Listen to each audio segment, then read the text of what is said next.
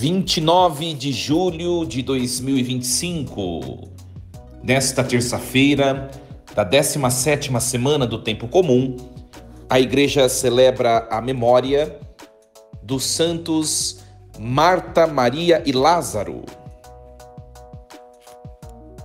Meus queridos ouvintes da Rádio Rainha da Paz, queridos seguidores de minhas redes sociais, muito bom dia. Olha só, terça-feira, que alegria nos encontrarmos virtualmente. Vocês que me acompanham pela rádio, um prazer. Depois que acabarmos o programa, continuem conectados conosco. Quem me segue nas minhas redes sociais, nas redes sociais da minha paróquia também, não esqueçam de curtir, de compartilhar esse material. Iniciemos este programa em nome do Pai, e do Filho, e do Espírito Santo. Amém. Queridos, hoje nós celebramos, hoje 29 de julho, né? Nós celebramos em comunhão com a igreja a memória desses três santos, né? Marta, Maria e Lázaro. Eles eram amigos íntimos de Jesus Cristo, viviam em Betânia, que é uma pequena aldeia próxima de Jerusalém. E essa celebração dessa memória de hoje, conjunta como nós celebramos hoje, ela foi instituída pelo Papa Francisco recentemente, no ano de 2021, porque até 2021 era somente celebrada a memória de Santa Marta, né? E o Papa acrescentou os outros dois irmãos numa mesma celebração litúrgica, né? Para reconhecer o valor do testemunho familiar da hospitalidade cristã, né?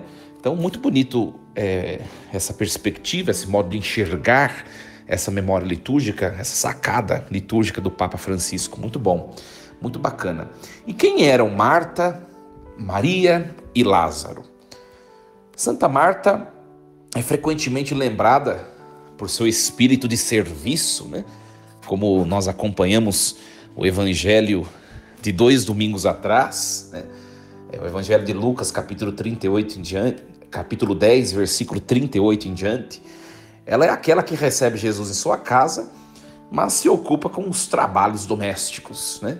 Enquanto a sua irmã Maria permanece a escutar Jesus Cristo, né? Nós ouvimos a homilia de 2 domingos atrás, né?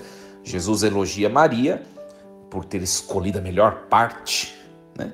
Mas não deu uma crítica a Marta, apenas a convida a equilibrar o serviço com a escuta, né? Muito bonito isso. No Evangelho de João, no capítulo 11, Marta revela uma profunda fé quando ela afirma o seguinte: Senhor, se estivesseis aqui, o meu irmão não teria morrido, mas sei que mesmo agora tudo o que pedires a Deus, Ele te concederá. Uma profissão de fé fantástica, né?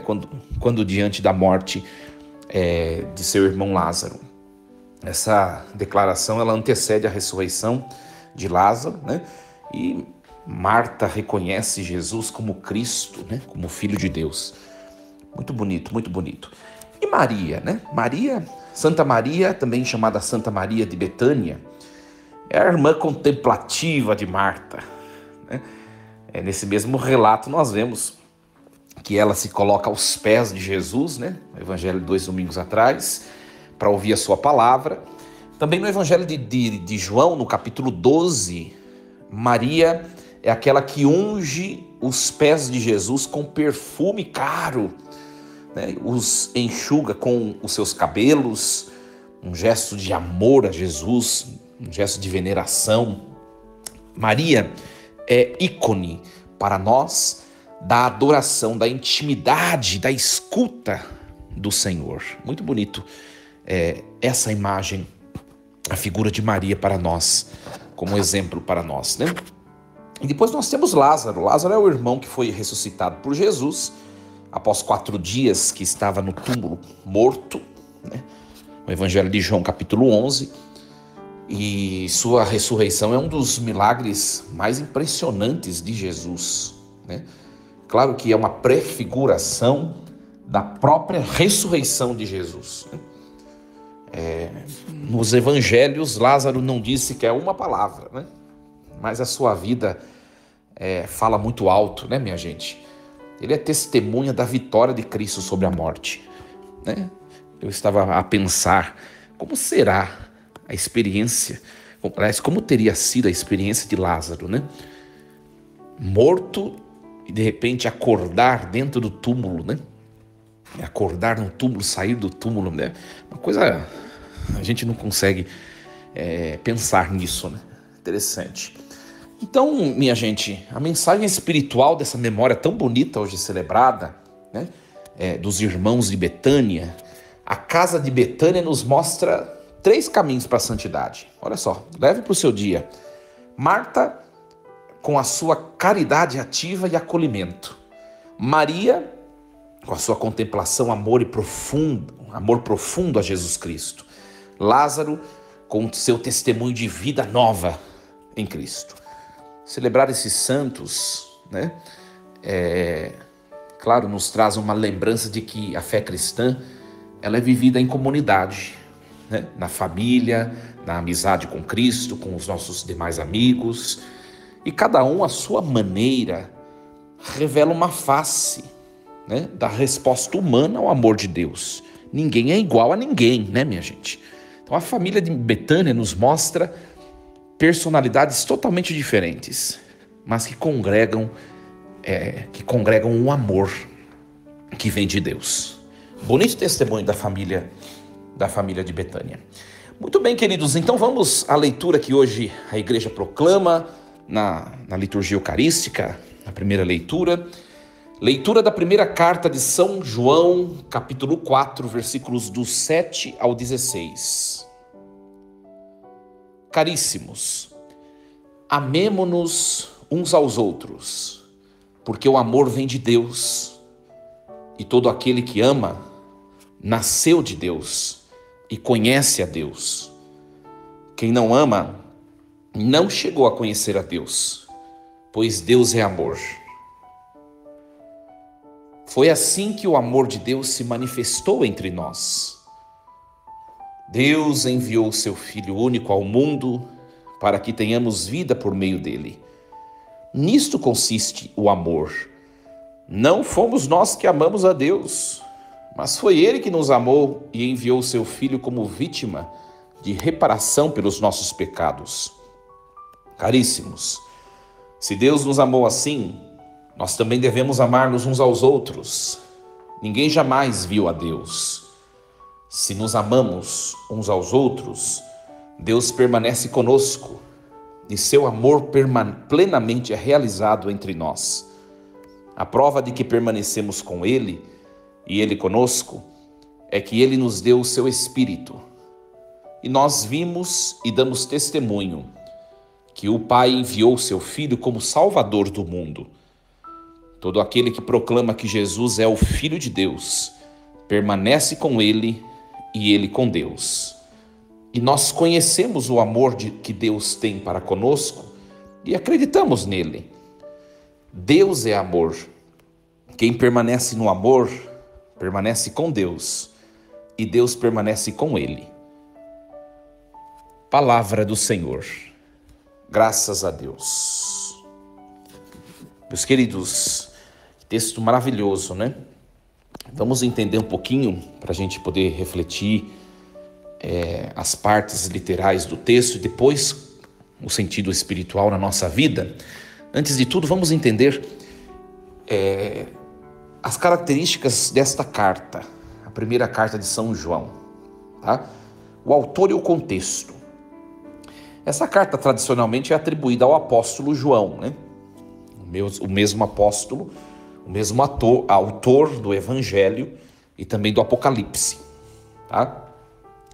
Foi escrita mais ou menos nos anos 90, 100 depois de Cristo, né? Finalzinho do século I, e na região da Ásia Menor, né? Possivelmente foi escrita em Éfeso, e é uma carta sem destinatário específico, tá? Parece bastante essa carta um tratado teológico, né? Uma homilia, né? Uma homilia, mais do que uma carta formal. E nós vemos aqui que João, nessa carta, ele enfrenta a chamada heresia gnóstica, né? Quem eram os gnósticos nesta época do primeiro século, esta época bíblica? Eram aqueles que negavam a verdadeira encarnação de Jesus Cristo. Pregavam uma religião de conhecimento esotérico, essas coisas, sabe? Desprezavam o amor concreto, a vivência moral, tá? Então, eles para um gnóstico é impossível a compreensão de um Deus que se faz ser humano, tá? Então, eles negavam a encarnação, né? Aliás, tem gente que não sabe o que significa encarnação, tá? Encarnação significa se fazer carne, ou seja, Deus se fez carne, Deus se fez ser humano, tá bom? Então, nós vemos nessa carta os principais temas, né, abordados nela, o chamado à pureza, a verdade, vai falar da verdade, depois vai falar o fundamento da vida cristã, que é o amor, vai falar também da fé, vai voltar a falar do amor fraterno como sinal da vida em Deus, a luta contra o pecado e o mundo, vai fazer esse duelo pecado, mundo e santidade, né? E o Espírito Santo como testemunho da verdade, né? Belíssimo esse texto. Então vamos entender agora, depois de entender o contexto geral da carta, agora entender o sentido literal desse texto que hoje foi proclamado, tá? Vamos voltar aqui, mencionar qual é a parte do texto. Nós lemos o capítulo 4, versículos do 7 ao 16, desta primeira carta de São João, tá? É um trecho, né? Esse trecho é um dos pontos altos da teologia joanina sobre o amor.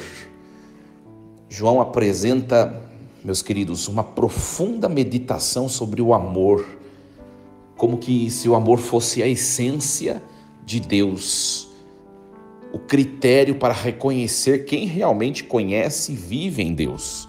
Muito bonito, né? Olha só, vamos começar do comecinho. Caríssimos, amemo-nos uns aos outros, porque o amor vem de Deus e todo aquele que ama nasceu de Deus e conhece a Deus. Então, o amor é sinal da filiação divina. Quem ama está unido a Deus, de tal modo que quem não ama não está unido a Deus. Tá? Essa frase Deus é amor, né, desse versículo 8, desse capítulo 4, é uma das definições mais fortes da Bíblia sobre Deus, né? Deus é definido de maneiras diversas no texto bíblico, e é uma das definições mais bonitas, né, de Deus. Ele próprio é o amor, né? O amor não é somente um ato executivo, um fazer, uma ação, mas o amor é o próprio Deus, né? Na primeira carta de São João. Muito bonito, tá? E não é abstrato esse amor. Ele se manifesta quando Jesus, quando o Filho de Deus, a segunda pessoa da Trindade, se encarna, se torna humano em Jesus Cristo, Jesus de Nazaré. Então na encarnação esse amor ele é manifesto, tá? Depois nós acompanhamos o versículo 10, olha só que bonito isso. Nisto consiste o amor. Não fomos nós que amamos a Deus, mas foi Ele que nos amou por primeiro. Isso é interessante. O verdadeiro amor vem primeiro de Deus, minha gente.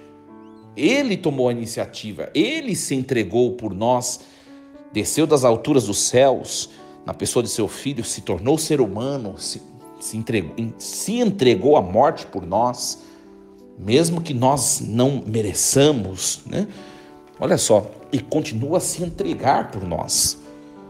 Isso é importante porque às vezes tem muita gente com o nariz empinado, sabe, minha gente, que acha que é protagonista do amor. Se nós conseguimos amar, nos sacrificarmos por alguém, morrermos por alguém, se nós conseguimos efetivamente manifestar frutos do amor, não é porque primeiro vem o nosso mérito, é porque primeiro Deus permitiu e Deus nos amou por primeiro, né? Então tem gente que acha que ama mais do que Deus, sabe? né? Você pergunta para algumas pessoas, eu sou tão bom, eu amo todo mundo, eu não sei o quê, você é o cara. Não. Se você tem virtudes, sobretudo a virtude teologal do amor em você, expresso nas suas ações, é porque primeiro Deus te amou. A gente tem que reconhecer isso, tá? Isso é interessante.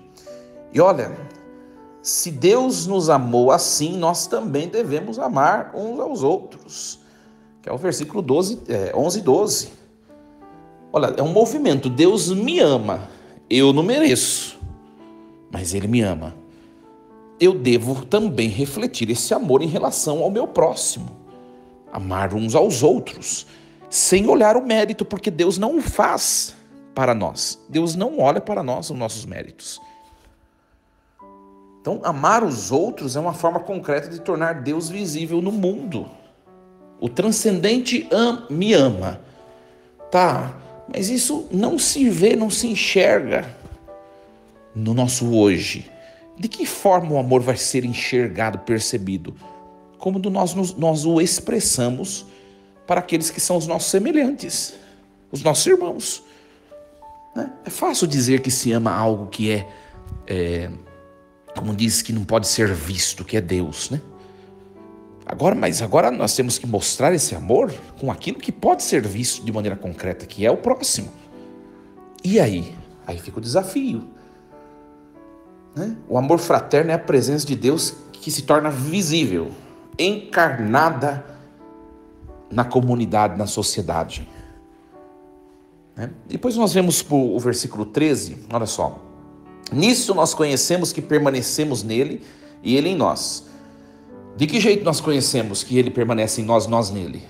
Ele nos deu o seu Espírito. Olha só que bonito isso. Também essa parte é chamada parte pneumatológica da carta de João, e depois mais para frente também tem mais traços pneumatológicos, ou seja, que fala do Espírito Santo, né? O dom do Espírito Santo confirma a presença de Deus em nós, tá? Confessar Jesus como Deus, como Filho de Deus, como Senhor, tá? Só pode acontecer por obra do Espírito em nós, tá? Isso é interessante. Quem confessa que Jesus é o Filho de Deus, Deus permanece nele e ele em Deus. Ou seja, quando nós professamos a fé, nós não fazemos em nome próprio ou por nossa iniciativa. É Deus, é o Espírito Santo que em nós nos leva a professar a fé. Isso é interessante. Mais uma vez, além da questão do amor, tem gente que pensa que ama por conta própria. Não, Deus quem nos capacitou para amar. Também a questão da fé vale no mesmo sentido. Você não crê porque você é bonzinho, porque você é fiel a Deus, você é cheio de virtudes, você é um cara perfeito. Você crê porque o Espírito, você deu permissão e o Espírito adentrou em você. E é o Espírito que em você te leva a professar a fé em Jesus Cristo. Interessante, né? Interessante. Versículo 16. Nós conhecemos o amor que Deus tem para conosco e cremos neste amor. Olha só, Deus é amor e quem permanece no amor permanece em Deus e Deus nele. Então, a fé cristã, minha gente, é conhecimento, claro, é conhecer teoricamente a Deus. Mas mais do que conhecer, também é aderir no amor real, encarnado, pessoal. Permanecer no amor é permanecer em Deus. Então, olha só, para a gente poder resumir um pouco tudo isso que nós ouvimos hoje. Eu preciso permanecer, se eu permaneço no amor, eu permaneço em Deus. Se eu digo que eu estou em Deus, é porque eu estou no amor. Se eu digo que eu estou em Deus, por conseguinte, no amor, eu digo que eu permaneço no próximo que Deus colocou na minha vida. Não tem como separar amor, Deus e próximo. Então, esse é o centro da nossa reflexão dessa carta dessa primeira carta de São João hoje. E nós vemos que isso se manifesta na distinção, na diferença, na diversidade, né? Por isso que a igreja coloca essa leitura hoje na memória dos santos Maria, Marta e Lázaro. Porque, embora sejam irmãos, nós vemos traços nos evangelhos. Claro, Lázaro é o que a Bíblia menos fala, é sobre ele, né?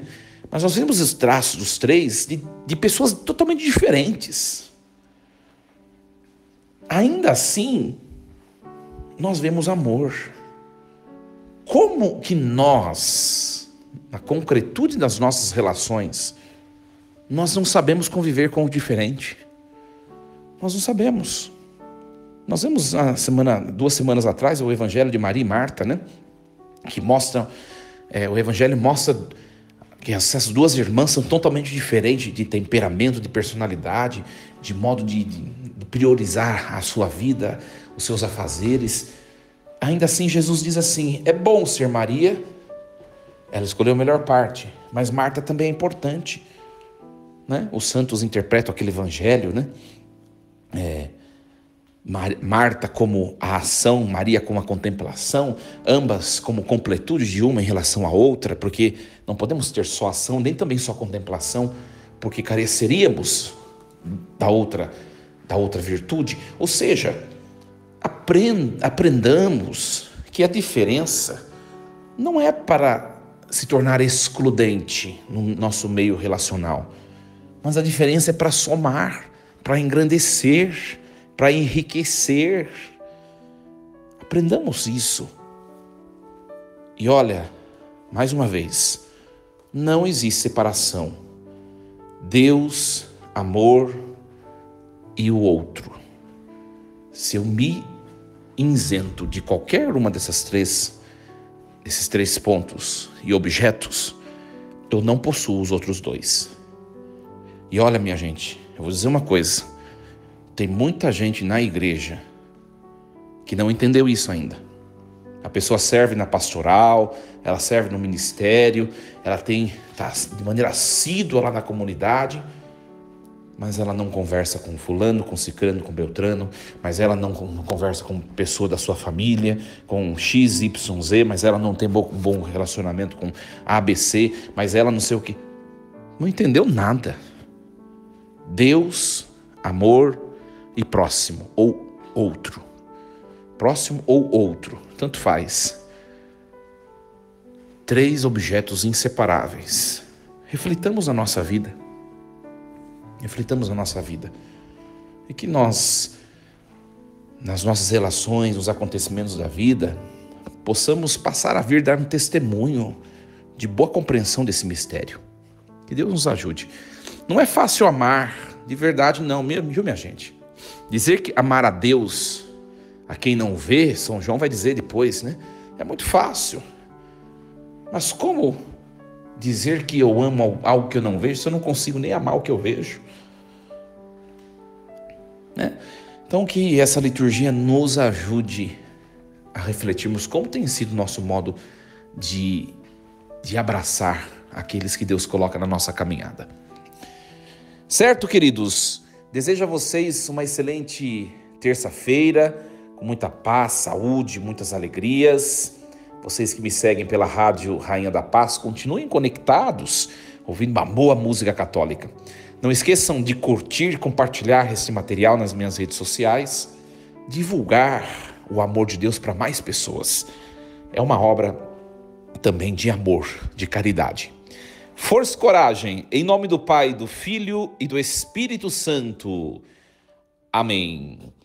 Meus queridos, lembremos sempre, Deus está no comando de tudo. Até amanhã, se Deus assim nos permitir.